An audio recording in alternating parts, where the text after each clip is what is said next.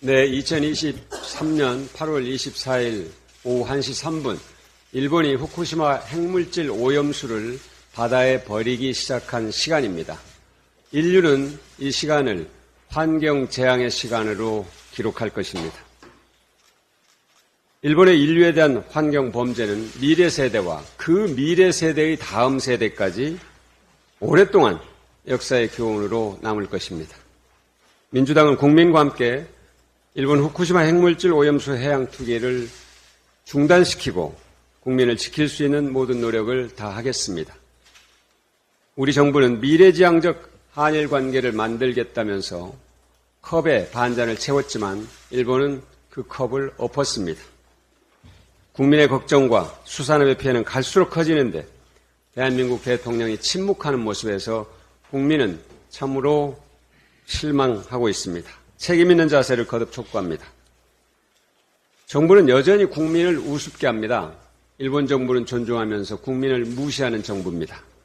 한덕수 국무총리는 국민 담화를 통해서 정부를 믿고 과학을 믿어달라고 말합니다. 정부가 과연 국민들에게 믿을 만한 조치를 취한 적이 있습니까? 국민이 원하는 과학적, 환경적 검증을 회피하는 것은 정부입니다.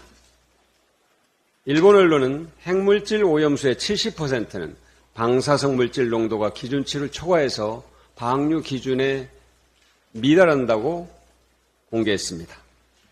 해양 투기 기간은 최소 30년, 더 길게 50년 또는 100년이 될 수도 있다는 보도도 있습니다. 우리 정부가 무능하거나 우리 정부가 일본 정부에 속았거나 우리 정부가 우리 국민을 속인 것입니다. 정부가 국민을 속인 것으로 믿고 싶진 않지만 국민들은 아마도 속았다는 생각을 할 것입니다. 한 총리는 우리 국민을 가장 크게 위협하는 것은 가짜 뉴스와 허위 선동이라고 주장하고 이 때문에 수산업이 위협받고 있다면서 책임을 야당과 국민에게 떠넘기고 있습니다. 그야말로 가짜 뉴스고 허무맹랑한 선동입니다. 일본 언론과 BBC, 또 뉴욕타임스, 워싱턴 포스트 같은 세계 유력 언론들은 삼중수소를 완전히 제거할 수 없다고 여전히 우려합니다.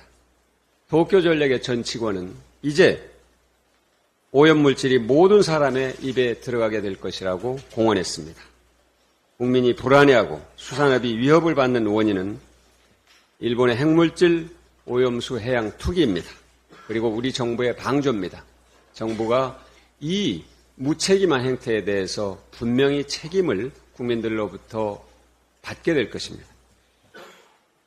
수산업계 피해와 관련해서 강조하겠습니다. 정부와 국민의힘이 수산업계를 진심으로 위한다면 세 가지를 서둘러야 합니다. 일본 정부의 해양 투기를 중단시키기 위한 조치를 지금이라도 강구하기 바랍니다. 관련해서 수산물 전면 수입 금지도 검토하기 바랍니다. 둘째는 민주당이 발표한 특별안전조치 사법에 동참하는 것입니다. 셋째는 추경을 통해서 실질적 지원을 수산업계에 하는 것을 검토하고 도쿄전력에 대한 손해배상 청구를 추진하기 바랍니다. 도쿄전력은 일본 국민에 대해서는 지역과 업종과 기간에 한정하지 않고 피해가 발생하면 배상하겠다고 결정했습니다. 직접적 영향을 받는 우리 수산업계도 배상의 대상에 들어가도록 정부가 조치를 취하기 바랍니다.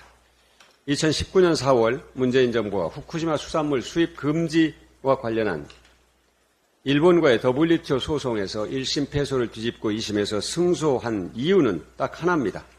정부는 국민의 생명과 건강을 위해서 위험 요소를 최대한 낮춰야 할 의무가 있다는 명확한 입장을 WTO가 받아들였기 때문입니다.